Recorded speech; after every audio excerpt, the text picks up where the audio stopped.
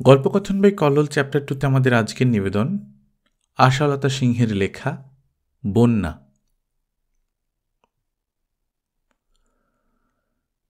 সাবজজ হরকান্তবাবুর একমাত্র ছেলে উমাকান্ত। বয়স বছর 22-23 হইবে। ফিলোসফিতে MA পাশ করিয়া গবেষণা করে। চোখের চাহনি ভাবময়, উপরন্তু চোখের চশমা। নানা প্রকার মতবাদ আছে।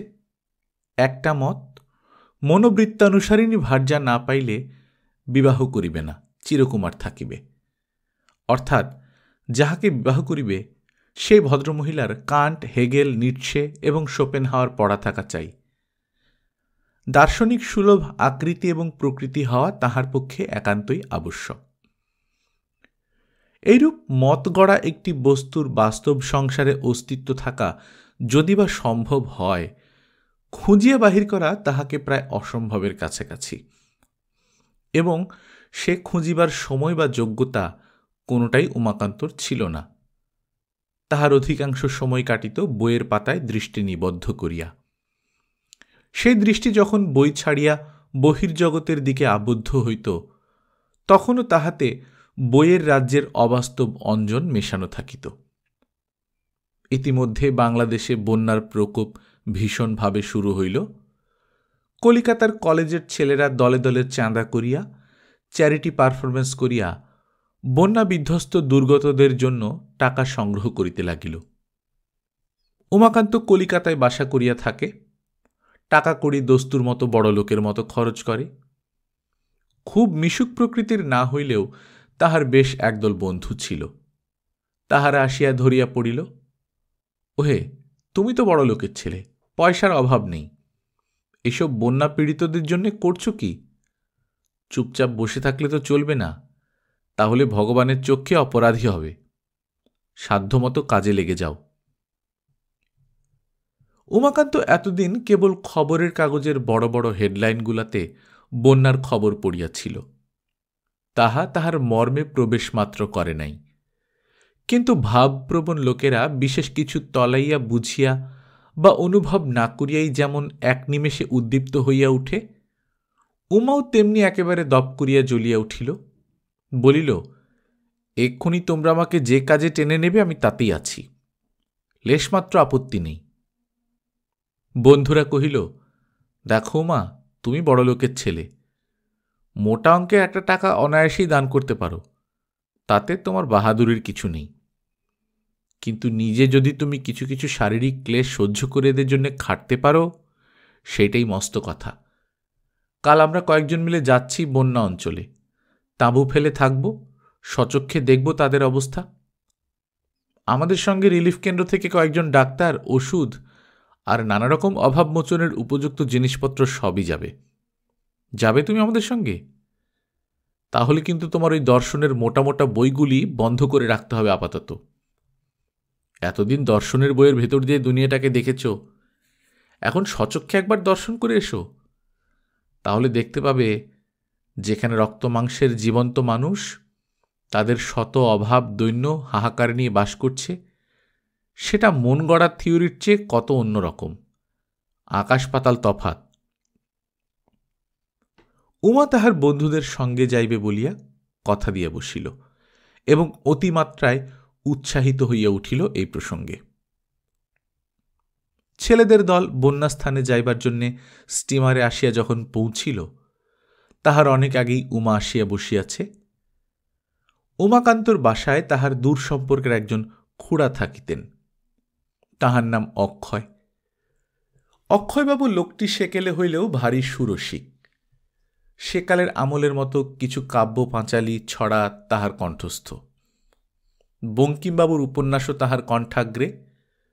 রবিবাবুর হাল আমলের লেখা তিনি বুঝিতে না পারিলেও তাহার সেকালের লেখা 2-4খানা উপন্যাস তিনি খুব মনোযোগ দিয়া পড়িয়াছেন।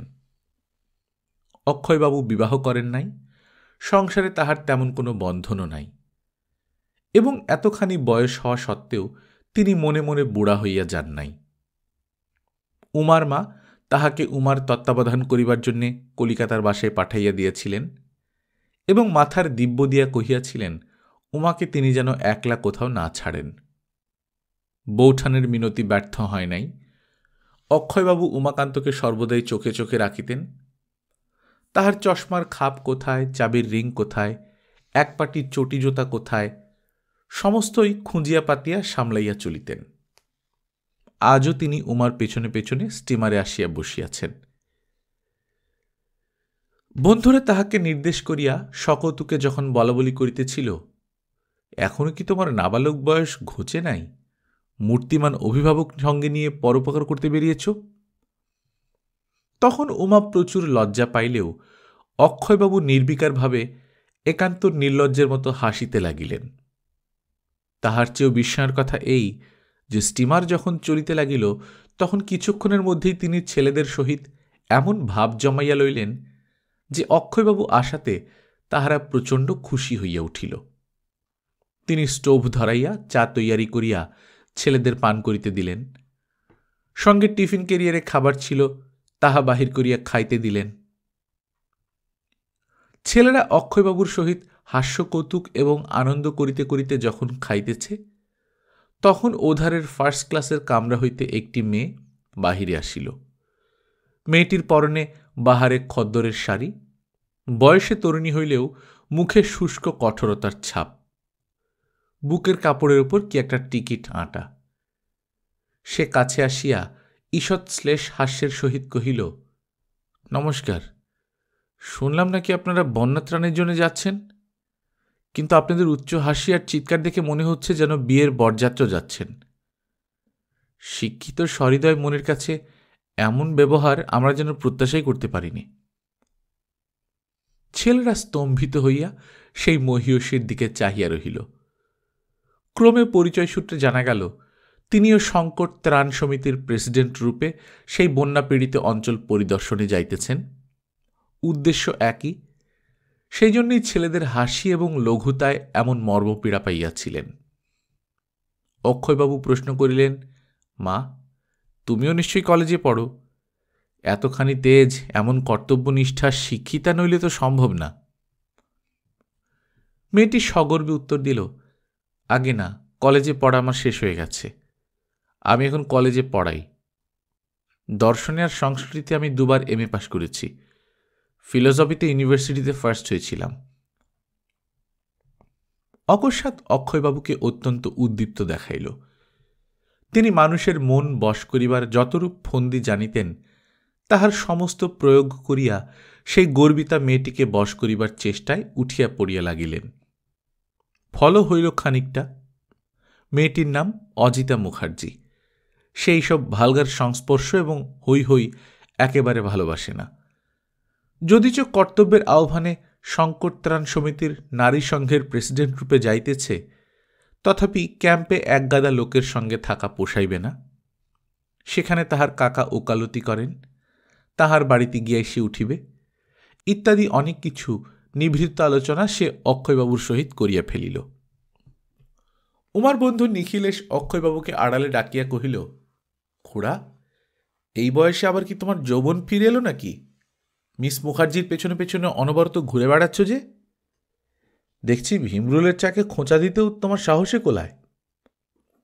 অক্ষয়বাবু হাসিয়া ফেলিয়া কহিল, এই অসীম সাহসিক কাজে ব্রতী হয়েছি উমার জন্যে। বোঠান অনেক করে বলেছিলেন, উমার যদি কোনো রকম করে বিয়ে দিতে পারি তিনি চিরদিন কেনা হয়ে থাকবেন। উমার আদর্শের নাগাল পায় এমন মেয়ে কই আর তো দেখছি নে। এক যদি ওই অজিতা মুখার্জির সঙ্গে ভাব করিয়ে দিতে পারি, যাতেও স্বজাতি বটে, দেখি কি কতদূর হয়। তোমাদের মাথায় ভাই বন্যার চিন্তা ঘুরছে, আমার কিন্তু সেসব কথা মনে ঠাঁই পাচ্ছে না। আমি কেবল ভাবছি ওই মেয়েটির কথা, ফিলোসফিতে ফার্স্ট হয়েছে, সোজা কথা নয় তো। উমাও যখন তখন বলে, উদ্দেশ্য এক, শিক্ষা এক, যথার্থ সহধর্মিণী এবং সহকর্মিণী যদি পাই তখন বিয়ের কথা ভাবা যাবে। সারাদিন বন্যা বিধ্বস্ত লোকজনের করুণ আর্তনাদ ও ধ্বংসলীলার চরম অত্যাচার দেখিয়া শুনিয়া উমার চিত্ত বিকল হইয়াছে। সন্ধ্যার দিকে খুড়া মহাশয় কহিলেন, চলো একটু বেরিয়ে আসি। বেড়াইতে বেড়াইতে অজিতা দেবীর বাড়িতে আসিয়া পৌঁছিলেন তিনি। ঠিকানা আগেই সংগ্রহ করিয়াছিলেন। গেটের কাছে পিত্তল ফলকে অজিতার কাকার নাম লেখা। অক্ষয়বাবু কহিলেন, ইনি এখানকার একজন গণ্যমান্য উকিল, চলো আলাপ করে আসা যাক, সময়ে সাহায্য পাওয়া যেতে পারে অনেক। বাড়িতে ঢুকিয়াই সম্মুখে পড়িয়া গেলেন অজিতা দেবী। ইজি চেয়ারে বসিয়া শঙ্কর ত্রাণ সমিতির আয় ব্যয়ের হিসেবের খাতাটা দেখিতেছিলেন। মানুষে ভূত দেখিলে যেমন করিয়া চমকাইয়া যায়, উমা তেমনি চমকাইয়া উঠিল। উঠিবার জন্যে সে উসখুস করিতে লাগিল। ব্যাপার দেখিয়া অক্ষয়বাবু বিশেষ ভরসা পাইলেন না। তখন অজিতার কাকা আসর জমাইয়া গল্প ফাঁদিয়াছেন। বন্যার গল্প হইতেছে, বিশ্ব মানবতার গল্প হইতেছে। অজিতার কার্যতৎপরতা এবং আতুর প্রেমের শতধারে প্রশংসা হইতেছে। কিন্তু উমার শোচনীয় মুখভাব দেখিয়া অক্ষয়বাবু বিন্দুমাত্র ভরসা পাইতেছেন না। ইতিমধ্যে আকাশ ভাঙিয়া বৃষ্টি নামিল। উকিলবাবু কহিলেন, এই দুর্যোগে আপনাদের আর ক্যাম্পে ফিরে যেয়ে কাজ নেই, এখানে থাকলে ক্ষতি কি? বিপদের সময় বিদেশে এমন আতিথ্য গ্রহণে সংকোচের কিছু নেই। সে রাত্রিতে প্রকৃতির তাণ্ডব বাড়িয়াই চলিল। উমা এবং অক্ষয়বাবু সেখানে আটক পড়িলেন। আতিথ্যের কোনো ত্রুটি রহিল না। অজিতা দেবী অফিসের হিসাবপত্র এবং ততোধিক লম্বা বক্তৃতা দিতে রাত 9টা-10টা বাজাইয়া ফেলিলেন। কথা প্রসঙ্গে জানা গেল, অজিতার কাকিমা বহুদিন হইল মারা গিয়াছেন। তাহার কাকা বিপত্নিক এবং তাহাদের গৃহস্থালী গৃহিণী শূন্য। একটি মেয়ে আছে শুধু। অথচ উমা এবং অক্ষয়বাবু সবিস্ময়ে লক্ষ্য করিলেন, এই গৃহের আহার বিহারের ব্যবস্থা হইতে শুরু করিয়া প্রত্যেকটি কাজ এমন সুন্দর শোভনভাবে সুনিয়ন্ত্রিত হইতেছে যে গৃহিণী শূন্য গৃহে এমন সুচারু ব্যবস্থা হওয়া বড় আশ্চর্যের। রাত্রিবেলায় অজিতা দেবীর সঙ্গে অনেক রাত্রি পর্যন্ত বন্যা সাহায্যের কার্যতালিকা সম্বন্ধে অনেক বাদানুবাদ চলিল। দর্শনের আলোচনাও কিছু হইল। কিন্তু তাহার পরে নূতন স্থানে নূতন শয্যায় শুইয়া উমার দুই চক্ষু ঘুমে ভাঙিয়া আসিল। অজিতা দেবীর কথা সেই স্তব্ধ অদ্ভুত দুর্যোগময়ী রাত্রির নিকষ কালো গায়ে একটি আঁচড়ও টানিতে পারিল না। পরের দিন খুব ভোরবেলায় উমার ঘুম ভাঙিয়া গেল। ঘুম ভাঙিয়া উঠিয়া সে বাহিরে আসিয়া দাঁড়াইল। চারিদিকে নদীর বিক্ষুব্ধ জলরাশি আজ উত্তাল হইয়া উঠিয়াছে। ভোরের হাওয়া গত রাত্রির বৃষ্টিপাতের ঠান্ডা। অত সকালেও একটি মেয়ে উঠানে ছোট একটি কুড়াল লইয়া এক খণ্ড কাঠ টুকরা করিয়া কাটিতেছিল। মেয়েটিকে গত রাত্রিতে তাহার বাবা একবার মাত্র স্নেহ ভরে আপন সন্নিকটে আনিয়া অভ্যাগতদের সহিত পরিচিত করাইয়া দিয়াছিলেন। এইটি আমার মেয়ে ধীরা, এইটি একমাত্র মেয়ে, এই সব। বড় লক্ষ্মী মেয়ে। লেখাপড়া কত কি জানে হিসেব করে দেখিনি, কিন্তু পরকে আপন করতে, লোককে নিঃশব্দে সেবা করতে ওর জুড়ি দেখলাম না। উমা বুঝিল এই মেয়েটি অজিতার কাকাবাবুর মেয়ে। সে সংকুচিত হইয়া ফিরিয়া যাইবে কিনা ভাবিতেছিল, কিন্তু দেখিল মেয়েটি কোনো লজ্জা না করিয়া অসংকোচে আপন কাজ করিয়া যাইতেছে।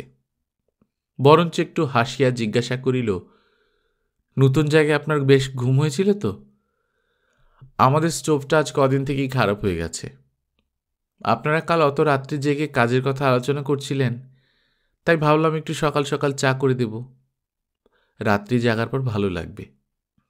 তাই এই ছোট কাঠের টুকরোগুলো করে জল গরম করব ভাবছি। উমাকান্ত একান্ত বিস্মিত হইয়া দেখিল সমস্ত লজ্জা সংকোচ অতিক্রম করিয়া সেও কখন স্নিগ্ধস্বরে বলিতেছে, তা বাড়িতে এত চাকর বাকর রয়েছে, তাদের কাউকে ডাকলেই পারতেন, নিজে এত কষ্ট আমাদের জন্য করবার কি দরকার ছিল? ধীরা হাসিয়া কহিল, কষ্ট আর কি, ঘরের সব কাজ নিজে হাতে করা আমার অনেক কালের অভ্যেস। তাছাড়া চাকররা কাল প্রায় শেষ রাত্রে ঘুমাতে গেছে। কাল অত বৃষ্টি দেখে বাবা তাদের পাঠিয়েছিলেন অজিতাদিদের দলে যারা নদীর ধারে ক্যাম্প করেছেন সেখানে দৃষ্টি রাখতে। নদী কখন যে ক্ষেপে এগিয়ে আসে তার তো ঠিক নেই। ও বেচারাদের তাই এখনই আর তুলতে মন উঠল না, এই তো সবেমাত্র শুয়েছে। তাহার পর আরও কয়েকবার দেখা হইল। সেই স্নিগ্ধ হাসি ও সরল সাদাসিধা কথাবার্তা উমা আরও কয়েকবার শুনিল। বন্যার আকুল জলোচ্ছ্বাস ছাপাইয়া সেইটুকুর সুর তাহার মনে অবিরত গুঞ্জন করিয়া ফিরিতে লাগিল। বন্যায় যেমন অনায়াসে এক নিমেষে বহুদিনের সুপ্রতিষ্ঠিত জনপদ ভাসিয়া যায়, তেমনি তাহার সুচির সঞ্চিত আদর্শ ও বহুদিনের প্রতিষ্ঠিত মতবাদ মুহূর্তে ভাসিয়া গেল। ফলে অক্ষয়বাবুর এবং তাহার বৌঠানের মনস্কামনা পূর্ণ হইল। কিন্তু উমাকান্ত যাহাকে যাঞ্চা করিল, তিনি শঙ্করত্রাণ সমিতির প্রেসিডেন্ট, ফিলসফিতে প্রথমোত্তীর্ণা অজিতা মুখার্জি নহেন। তিনি ছোট এতটুকু ধীরা।